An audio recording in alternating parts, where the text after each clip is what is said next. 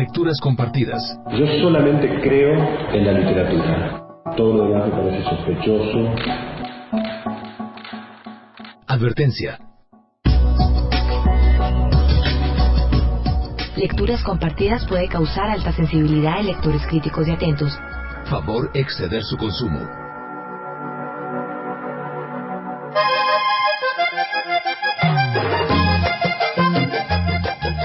Antonio Pigafetta, un navegante florentino que acompañó a Magallanes en el primer viaje alrededor del mundo, escribió a su paso por nuestra América meridional una crónica rigurosa que sin embargo parece una aventura de la imaginación.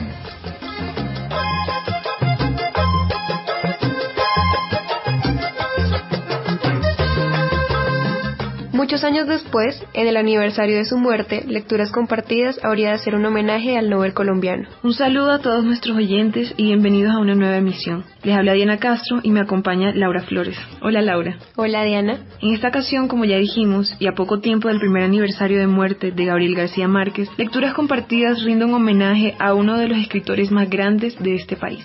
Con millones de lectores en todo el mundo, el escritor de la afamada Cien años de soledad ha impactado a miles de personas. Algunos de ellos compartirán sus impresiones desde cada uno de sus campos y veremos cómo este escritor ha dejado una huella en cada uno de ellos. Contó que había visto cerdos con el ombligo en el lomo y unos pájaros sin patas cuyas hembras empollaban las espaldas del macho y otros como alcatraces sin lengua cuyos picos parecían una cuchara. Primero queremos hablar con Hugo Hernán Ramírez, profesor de la cátedra Gabriel García Márquez del Departamento de Literatura de la Universidad de los Andes. Bienvenido, profesor. Muchas gracias por la invitación a participar en este programa. A mí me parece que la manera de recordar a García Márquez, la manera más acertada de recordar a García Márquez en este año, pues al cumplir un año de su fallecimiento, es leer su obra. Quizá en general a veces la noticia se deja llevar un poco por la cuestión de farándula, por la cuestión espectacular asociada incluso con quienes eran sus amigos o con quién estaba, con quién era cercano, y se pierde de vista un poco que lo más importante de García Márquez es su obra, y así de esta manera lo importante es acercarse a su obra y no necesariamente a la persona, pues al sujeto histórico que era Gabriel García Márquez, que en buena medida puede incluso ser dejado de lado, porque lo que debe primar es el análisis de la obra. Cuando uno lee García Márquez y lo lee, digamos, en el contexto de lo que fue la narrativa del siglo XX, García Márquez es sin duda alguna el mejor escritor en español yo creo que del siglo XX y quizá uno de los mejores escritores en español después de Cervantes, claro. De hecho, esta relación con Cervantes, por ejemplo, la planteó Carlos Fuentes hace algunos años, hablando a propósito de la aparición de Cien años de soledad. Decía que en una carta que Carlos Fuentes le escribe a Julio Cortázar, le decía algo así como que acabo de leer Cien años de soledad, este es el Quijote americano, un Quijote nuestro, y ya hay en esa relación entre Quijote y Cien años de soledad, ya se ve claramente esa como la enorme importancia que tiene el Nobel colombiano y que tuvo a partir de una novela como Cien años de soledad.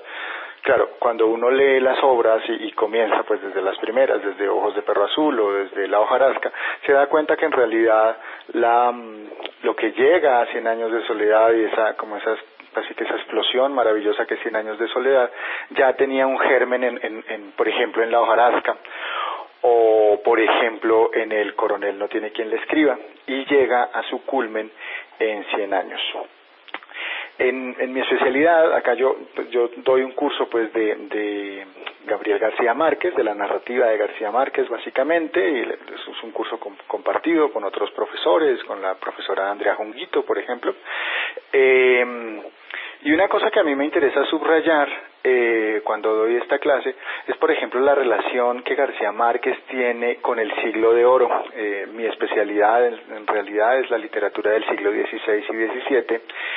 Cuando uno lee García Márquez, encuentra resonancias de la literatura del siglo de oro a cada paso. Hay nombres de personajes que evocan el siglo de oro, como por ejemplo Fernanda del Carpio. Hay pasajes completos de las novelas que son casi que referencias directas al siglo de oro. Hay uno muy bonito cuando están hablando de Remedios la Bella y Aureliano encuentra a Remedios la Bella, todas esas repeticiones del nombre de Remedios. Cuando uno lee con cuidado, por ejemplo, esas mismas repeticiones aparecen en el capítulo 61 de la primera parte del Quijote, cuando se habla de la pastora Leandra, y ya han aparecido también, por ejemplo, en Garcilaso de la Vega. También cuando por ejemplo uno lee una novela como El otoño del patriarca, las referencias son obligadas, todo el tiempo se están haciendo guiños al siglo XVI, al siglo XVII, y con eso lo que quiero decir es que hay al leer a García Márquez hay una enorme tradición que se está recuperando, y casi que si uno lee con cuidado estas novelas, por ejemplo, si lee con cuidado 100 años de soledad, con mucha facilidad puede encontrar resonancias de la gran literatura española. Digo yo solo española porque pues es mi especialidad, digamos, pero en general hay resonancias de toda la literatura universal. No solo en las novelas, en los cuentos hay cuentos que son claramente casi que celebraciones de textos clásicos. Por ejemplo, hay un cuento muy bonito que está en la increíble y triste historia de la Cándida Heréndida. En ese libro hay un cuento precioso que se llama Muerte constante más allá del amor, y el título de ese cuento evoca un poema de Francisco de Quevedo, un poeta del siglo de oro, poema que se llama Amor constante más allá de la muerte. Básicamente lo que podría decir es eso. Si entre los muchos valores que representa García Márquez para la literatura no solo colombiana, sino para la literatura universal, el que yo más rescataría es ese, el arraigo que tiene en la literatura del siglo de oro. Quizá una cosa, por ejemplo, que uno puede ver en una novela como Del amor y otros demonios, que es prácticamente un poeta del Renacimiento español, Garcilaso de la Vega, es casi un protagonista de esta novela, ¿no? Aparece todo el tiempo mencionado. Cayetano de Laura, el protagonista de la novela, lo recita a cada rato, y parte de la manera en que conquista a esta muchacha, la forma en que llega a conquistar el amor de esta muchacha, de Sierva María, es a través de la evocación permanente de la poesía de Garcilaso de la Vega. Ahora, también hay en los cuentos también hay alusiones mucho más sutiles. Una que yo he tratado de estudiar más o menos, por ejemplo, es la relación que uno puede establecer entre el cuento La Cándida Heréndida de García Márquez y una de las novelas ejemplares de Cervantes, que se llama La Gitanilla. Cuando uno compara los dos textos, con mucha facilidad se da cuenta de que los personajes, las protagonistas de estos dos textos, el de Cervantes y el de García Márquez, son muy similares. La situación amorosa en la que se encuentran estas dos muchachas es muy parecida. El hecho de que llegue un jovencito a salvarlas es muy parecida. Y de hecho, en la novela, en el cuento de García Márquez hay un montón de guiños, ¿no? En el cuento de García Márquez, la vieja esta, pues, que se dedica a explotar a la muchachita, es una mujer que está todo el tiempo pensando en un hombre que se llama Amadís y que la traicionó y la dejó, pues, básicamente abandonada en las Antillas. hay muchos detalles en ese. Yo sí invitaría, por ejemplo, a los pues, escuchas de este programa a leer, por ejemplo, en detalle La gitanilla de Cervantes y La cándida heréndida de García Márquez, para que se den cuenta cómo hay una estrecha relación entre los dos relatos. Contó que había visto un engendro animal con cabeza y orejas de mula, cuerpo de camello, patas de ciervo y relincho de caballo. Contó que al primer nativo que encontraron en la Patagonia le pusieron enfrente un espejo y que aquel gigante enardecido perdió el uso de la razón por el pavor de su propia imagen. Ahora escuchemos al profesor Santiago Mutis, hijo de su gran amigo, el escritor Álvaro Mutis. Si se está leyendo a García Márquez ahora y por qué, son realmente preguntas que uno no puede responder. Es decir, es muy brumoso todo eso y puede que las razones sean espurias. Y yo creo que no importa tanto eso, sino qué pasa después de la lectura. Yo creo que una obra importante, mucho más que importante, que un aspecto de ella puede considerarse un clásico, es porque tiene la capacidad de responder a las preguntas contemporáneas. Es decir, tienen un orden humano lo suficientemente importante, digamos, ha afrontado un problema en forma completa, arquetípica, y tiene una respuesta. Entonces yo creo que lo que es maravilloso es acercarse a la obra de él teniendo preguntas de ahora, preguntas que laceran ahora, preguntas que realmente en las que se siente, digámoslo así, un poquito crucificado, y si de verdad es un clásico, él responde. Y yo creo que García Márquez es un clásico y que responde. Entonces, yo hice relectura reciente del Coronel no tiene quien le escriba, de Ese año de soledad, del General en su laberinto, del Amor y otros demonios, y no solo tiene respuestas a cosas contemporáneas, sino que tiene realmente luz para ver cuál es el abismo y el derrumbe en verdad, no solo nuestro, sino social. Es decir, en qué hemos fallado y qué dice él, en dónde está la grieta, que la grieta no es solamente social, sino dónde está la grieta humana, por donde una civilización está fracasando. Entonces esa respuesta en García Márquez es deslumbrante. Por su manera de ser y por el país en donde escribe, esas respuestas él no las tiene suficientemente explícitas.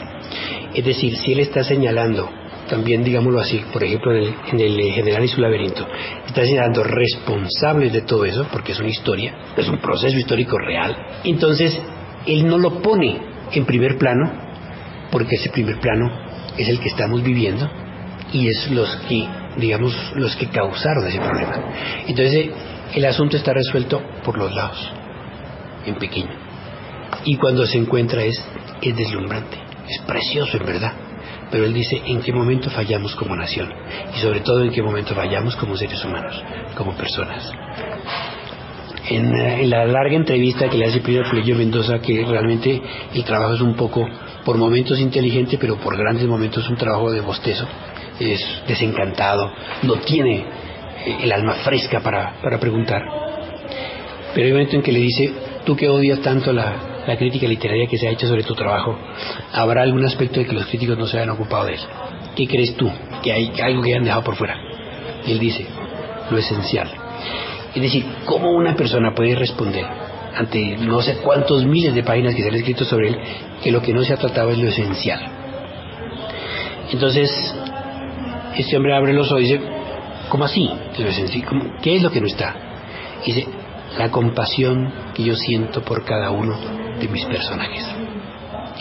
O sea, todo el problema macro de una sociedad y de todo eso, él lo lleva a una falla, a una carencia humana y va a lo más íntimo, a lo que define la persona de una manera más real y en su universo afectivo, en todo eso. Entonces, ahí es donde uno ve que él propone un equilibrio entre todo un mundo afectivo y todo un mundo que está proponiendo constantemente cosas atroces, delicadas, graves, ¿no? Entonces, ese trato que él pone en un personaje, en una situación, en dos pequeños episodios, muestra el derecho, muestra de realmente en dónde se distorsiona una sociedad. Y él las tiene, ¿no? Entonces yo creo que el asunto no es cómo, si se va a leer, si se está leyendo, sino qué preguntas tenemos, qué preguntas les tenemos a él. Es una generación que vivió una Colombia decisiva, que vivió intensamente, que la conoció realmente profunda y que tiene cosas que decir. O sea, no es solamente una obra literaria, no es una obra literaria que tiene respuestas que darnos. Entonces yo creo que todo depende de la pureza y de la intensidad de las preguntas que le hagamos a García Márquez. Y yo creo que la pregunta de ahora que hay que hacerle a García Márquez es: ¿dónde nos extraviamos? Y él dice, y te da la dirección exacta, ¿dónde nos extraviamos? ¿Y cómo hacemos para volvernos a encontrar? Este libro breve y fascinante, en el cual ya se vislumbran los gérmenes de nuestras novelas de hoy, no es ni mucho menos el testimonio más asombroso de nuestra realidad de aquellos tiempos. A continuación, escuchemos a una lectora internacional, la profesora Diana Diácono, del Departamento de Literatura de la Universidad Nacional, de origen rumano. Mi primera lectura de Gabriel García Márquez fue 100 años de soledad. Leí la novela en rumano, en una buena traducción. Por aquella época yo todavía no hablaba español.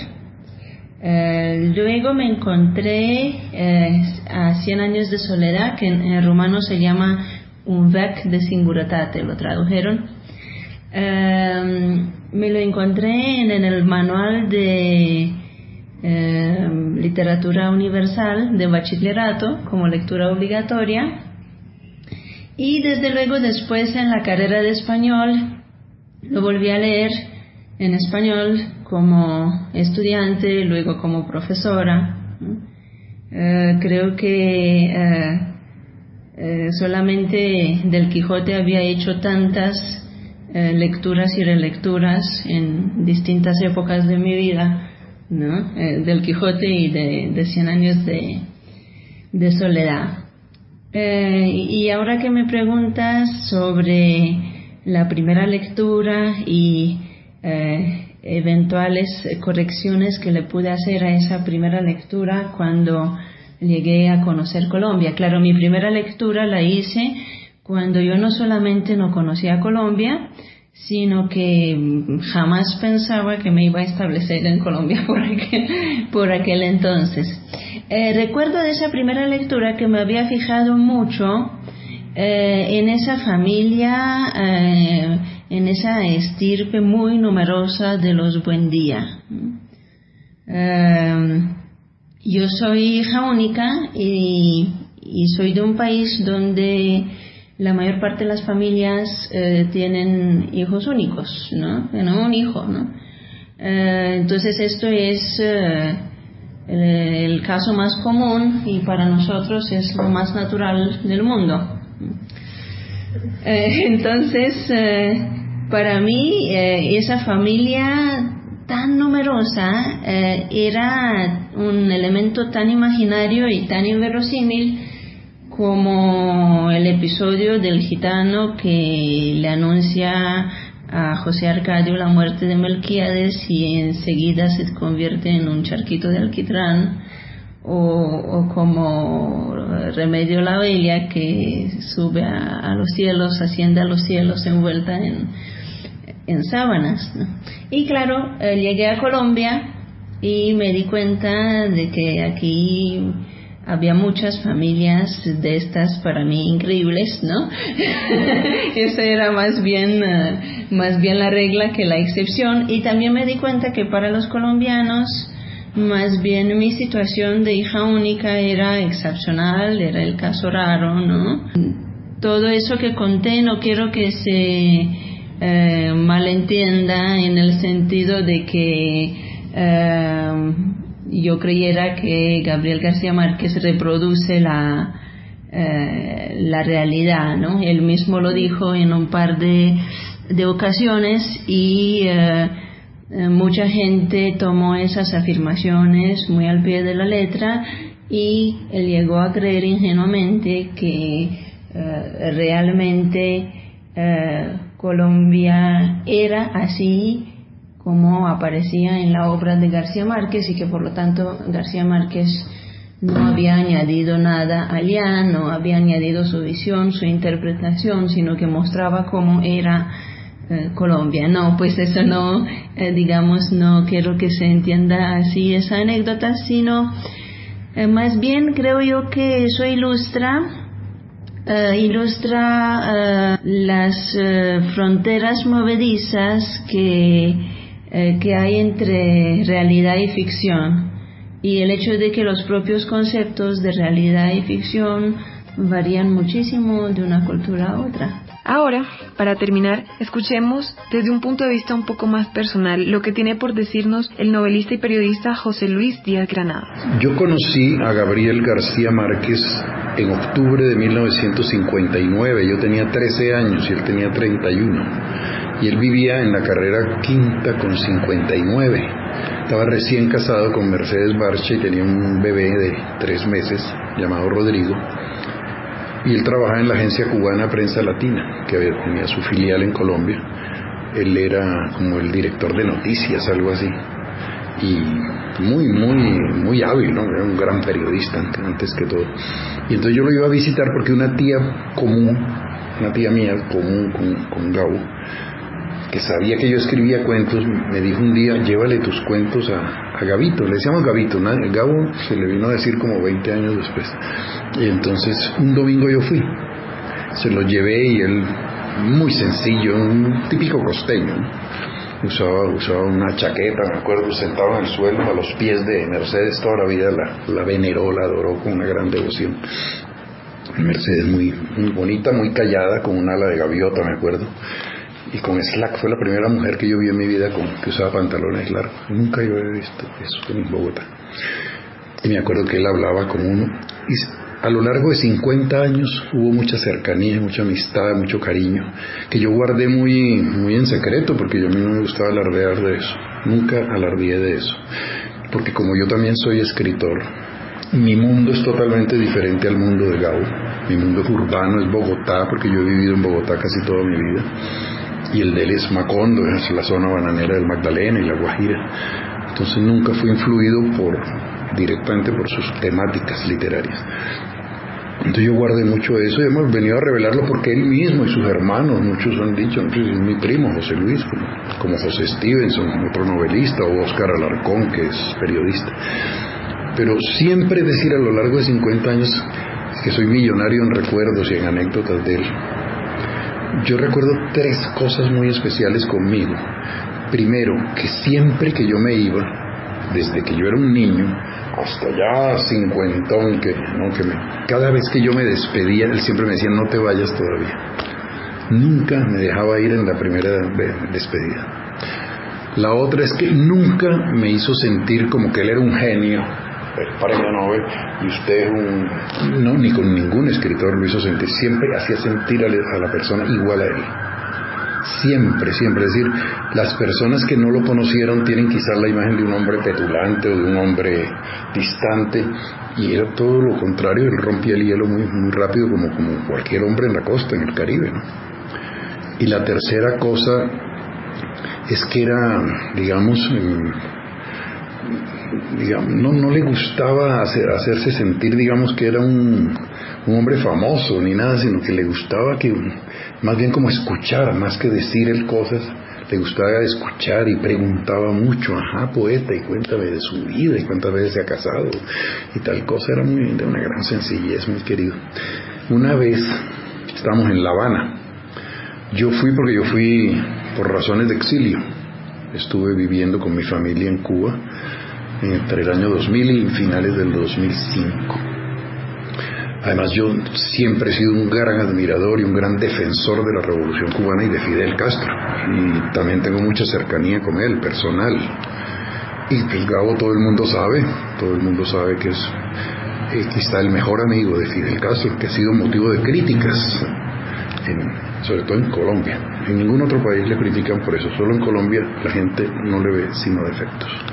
Es el único país donde no le ven sino defectos. Entonces un día estábamos en La Habana una tarde tomando whisky los dos solos, Yo acostumbraba a visitarlo cuando él estaba en la Escuela de Cine de La Habana. Y yo le dije, oye, Gabo, han sido muchos en la historia los escritores que han colaborado con dictadores. Por ejemplo, el poeta Eduardo Carranza fue franquista y Franco lo invitaba mucho a España y además fue Rojas Pinillista, ¿no? Amigo del general Rojas Pinilla. Y entonces me decía, y Osorio Lizarazo, un novelista, colaboró con Trujillo, el dictador dominicano, y con Perón. Hicimos una lista, no sé si es que hubo muchos, ¿no? José Santos Chocano, el peruano, también era admirador y secretario de dictadores en Centroamérica y todo. Bueno, hicimos una lista y de pronto Gabo se levantó y me dice, lo mismo van a decir de nosotros, por lo de Fidel. Es una anécdota muy personal que yo he contado en mi libro. Esto es apenas un ápice de la paleta de lecturas con la que se esboza la huella imborrable que dejó nuestro Nobel en el mundo entero. Así terminamos una nueva emisión de Lecturas Compartidas. Recuerden que pueden escribirnos al correo lectucompartida@unal.edu.co o seguirnos en nuestra página de Facebook Lecturas Compartidas UN Radio. Los acompañaron Laura Flores y Diana Castro. Los esperamos en una próxima emisión.